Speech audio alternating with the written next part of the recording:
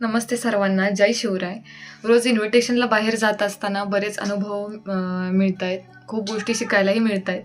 आज क्लबमध्ये गेले असताना सरांनी खूप एक छान गोष्ट समजावून सांगितली आहे. ती म्हणजे पहिला प्रश्न असा होता, की माकडाला पकडणं सोपं आहे की अवघड आहे? तर आमचं उत्तर असं होतं, की अवघड आहे.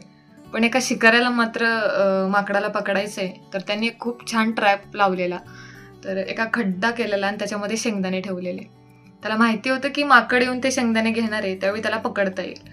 पण मग माकड येतं आणि हळू त्या खड्ड्याच्या दिशेने जाताना इकडे-तिकडे बघतो.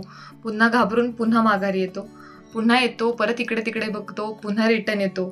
असं 1-2 वेळेला करताना त्याच्या लक्षात येतं, की आपल्याला आता कोणी पकडत नाहीये, तर आपण ते शेंगदाणे सहज घेऊ शकतो आणि खाऊ शकतो. तिसऱ्या वेळेला डेअरिंग करताना तो खड्ड्याच्या दिशेने येतो आणि हळूच इकडे-तिकडे बघता खड्ड्यामध्ये हात टाकतो. त्याच्या हाताला शेंगदाणे लागतात. ते पटकन मुठीत पकडतो आणि बाहेर हात घेण्याचा प्रयत्न करतो. पण तो हात मात्र बाहेर येत नाही आणि हात बाहेर येत नाही, तिथं अडकतो. म्हणून तो मोठ्या-मोठ्याने ओरडायला लागतो. आता ओरडल्यानंतर शिकाऱ्याला कळतो, की तो अडकलाय. त्याच वेळेस तिकडून शिकारी येतो, त्याच्यावर जाळं टाकतो आणि सहज त्याला पकडतो आणि घेऊन जातो. आता ही स्टोरी सांगितल्यानंतर सरांनी विचारलं, की यातून काय समजलं? तर 1 मिनिटं ब्लँक झालेलो, की छोटीशी ट्रिक वापरली आणि त्याने त्या माकडाला पकडलं. तर यातून बोध काय घेता येईल किंवा तुम्हाला काय समजलं असता?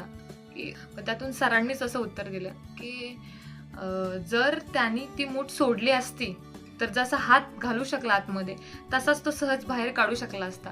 थोड्याशा शेंगदाण्यांसाठी ती मूठ तशीच राहिली, त्याने मूठ सोडली नाही आणि त्यामुळे तो ट्रॅपमध्ये अडकला. त्यांनी ती मूठ सोडली असती, तर त्यांनी ते आयुष्य गमावलं नसतं किंवा तो त्या जाळ्यात अडकला नसता.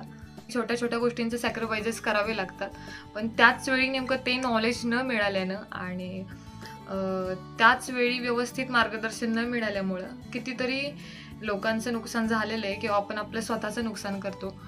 प्रत्येक एम्प्लॉयी असू दे, गृहिणी असू दे, प्रत्येक माणूस ह्या ट्रॅपमध्ये कधी ना कधी अडकतो. बट तो स्मार्ट विचार करतो आणि त्यावर मात करतो. तो आयुष्यात सक्सेसफुल राहतो. तसंच आपण कधी-कधी अशा छोट्या-छोट्या सिली मिस्टेक अशा करतो, की थोड्याशा कारणासाठी किंवा छोट्याशा सक्सेससाठी काहीतरी मोठं गमावून बसतो.